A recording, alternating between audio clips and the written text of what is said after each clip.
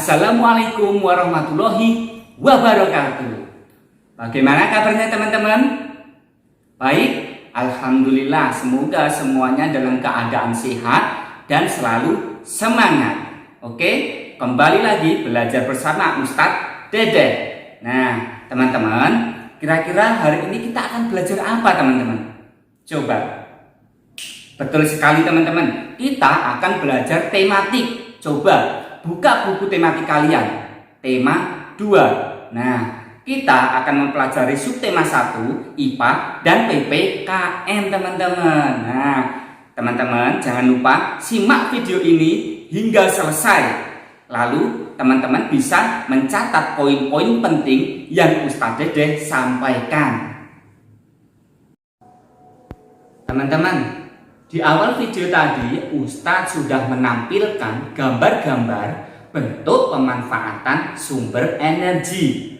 Nah, di mana kita dalam kehidupan sehari-hari selalu memanfaatkan atau menggunakan sumber energi, mulai dari angin, matahari, air, listrik, hingga minyak bumi. Nah, teman-teman, bayangkan jika bumi kita ini tidak terdapat sumber energi, yang pasti keadaan bumi akan gelap gulita. Jadi teman-teman, kita wajib bersyukur kepada Allah Subhanahu wa Ta'ala yang telah memberikan kita apa? Betul, sumber energi. Matahari sebagai sumber energi terbesar yang memancarkan panas dan cahayanya ke bumi. Buktinya, cahaya matahari mampu menerangi bumi yang sangat luas ini, teman-teman, sehingga kita bisa melihat seluruh makhluk hidup ataupun benda-benda di siang hari. Apakah kalian tahu apa saja sih peran matahari ini? Peran matahari yang pertama, membedakan terjadinya siang dan malam. Dengan adanya matahari, kita bisa membedakan keadaan siang dan malam. Kalau tidak ada matahari, bisa-bisa kita hanya merasakan malam terus, teman-teman, karena keadaan bumi yang sangat gelap. Yang kedua, membantu proses terjadinya hujan. Proses terjadinya hujan tidak lepas dari peran matahari. Panasnya matahari membuat air yang ada di sungai, danau, dan laut menguap. Uap air akan naik ke atas sehingga menggumpal menjadi awan. Nah, awan yang terbentuk inilah yang akan menjatuhkan butiran-butiran air ke bumi sehingga membasahi daratan. Yang ketiga, membantu proses fotosintesis seluruh tumbuhan. Cahaya matahari sebagai sumber energi yang akan membantu tumbuhan dalam berfotosintesis, sehingga dari fotosintesis tersebut akan menghasilkan oksigen yang akan berguna untuk seluruh makhluk hidup. Nah, teman-teman, manfaat energi matahari sangat banyak, bahkan di kehidupan kita sehari-hari, mulai dari mengeringkan pakaian, berjemur, memberi penerangan, sumber vitamin D, membantu mengatasi masalah kulit, dan masih banyak sekali. Coba perhatikan kegiatan-kegiatan apa saja yang membutuhkan energi matahari.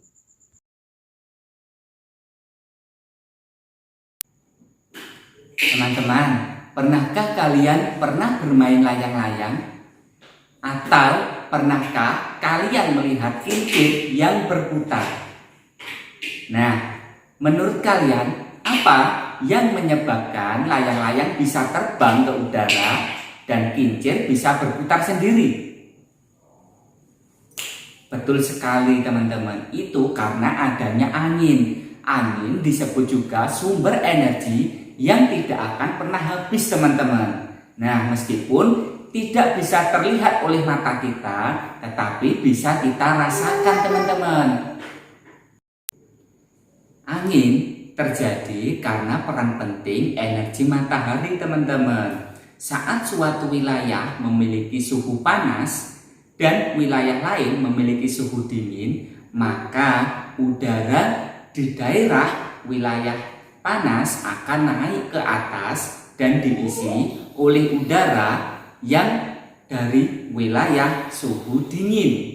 Nah, pergerakan udara inilah yang dinamakan dengan angin, teman-teman. Nah, teman-teman, angin juga memiliki peran yang sangat penting, teman-teman. Salah satunya pada proses terjadinya hujan, di mana angin akan membawa awan-awan untuk bergerak ke berbagai wilayah. Seiring dengan perkembangan zaman, angin juga dimanfaatkan sebagai sumber energi listrik. Wah, ternyata sangat bermanfaat ya teman-teman. Coba sebutkan manfaat angin dalam kehidupan sehari-hari. Bagus sekali. Memberi kesejukan, penggerak perahu nelayan, penyerbukan pada tanaman, menerbangkan pesawat, dan masih banyak lagi.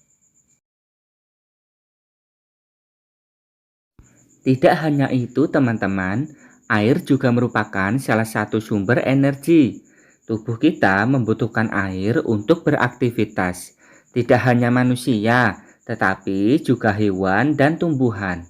Air juga memiliki banyak sekali manfaat bagi kita. Coba teman-teman bisa tidak ya menyebutkan manfaatnya?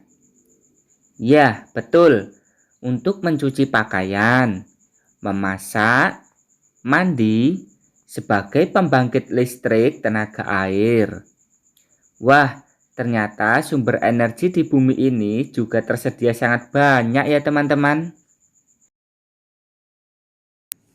Teman-teman, itulah tadi beberapa sumber energi dengan manfaatnya. Teman-teman sudah paham? Baiklah, kalau begitu kita lanjut ke materi PPKN, teman-teman. Tadi kita sudah membahas tentang manfaat sumber energi seperti air untuk minum, untuk mandi, untuk mencuci.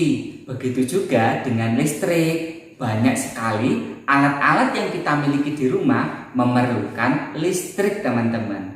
Betul? Baik. Nah, karena itu kita berhak untuk mendapatkan air dan listrik untuk kegiatan kita sehari-hari.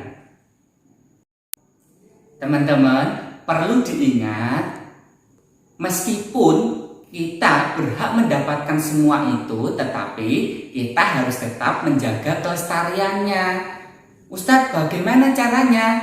Oke, caranya kita bisa berhemat, teman-teman. Misalnya, Ustadz Dede sedang menyalakan televisi, tetapi Ustadz Dede tidur, sedangkan televisi masih dalam keadaan nyala, teman-teman.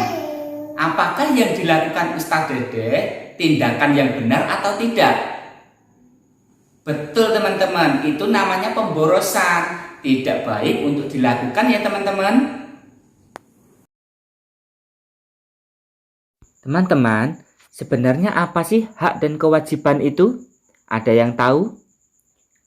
Betul sekali. Hak merupakan sesuatu yang didapatkan seseorang karena telah melakukan sesuatu kegiatan atau kewajiban.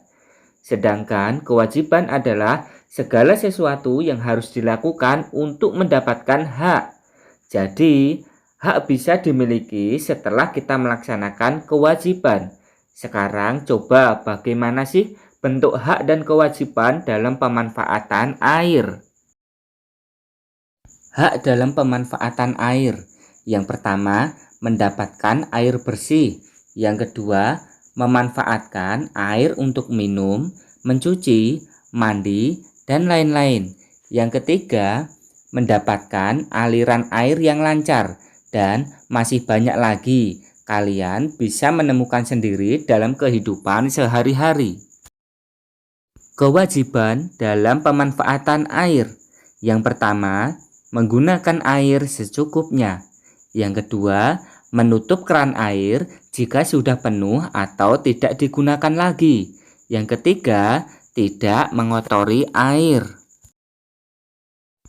Jadi teman-teman, kita semua berhak mendapat dan menggunakan air untuk kegiatan kita.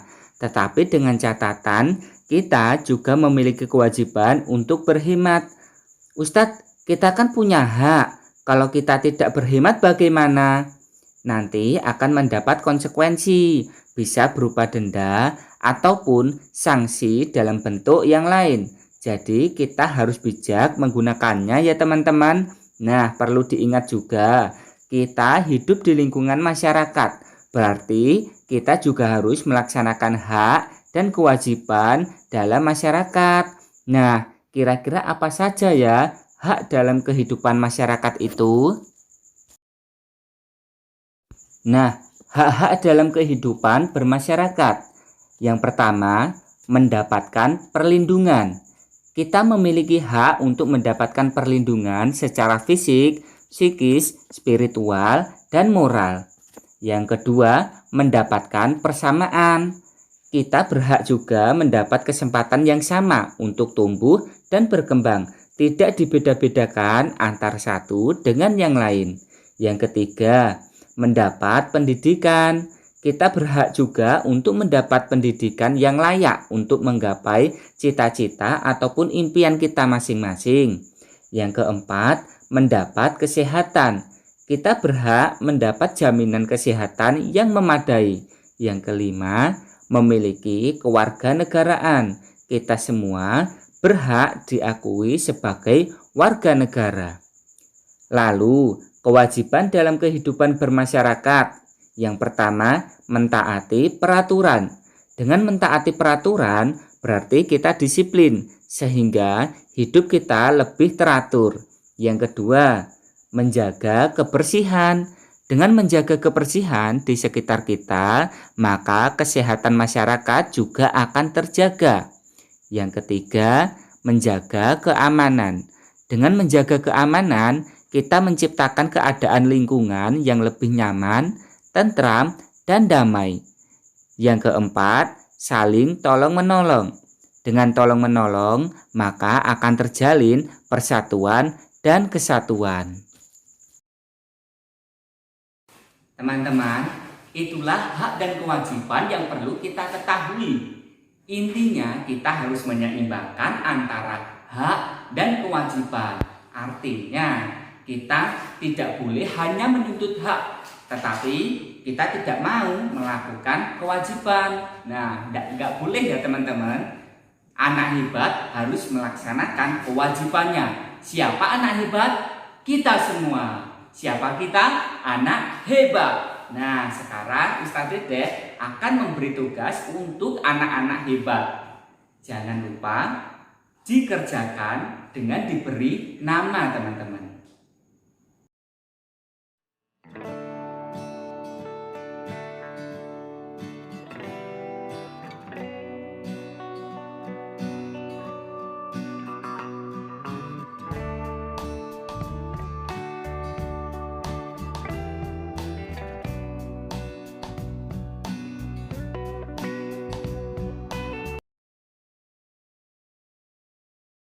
Alhamdulillah, pembelajaran kita hari ini sudah selesai teman-teman. Ustadz Dede punya pesan untuk kalian.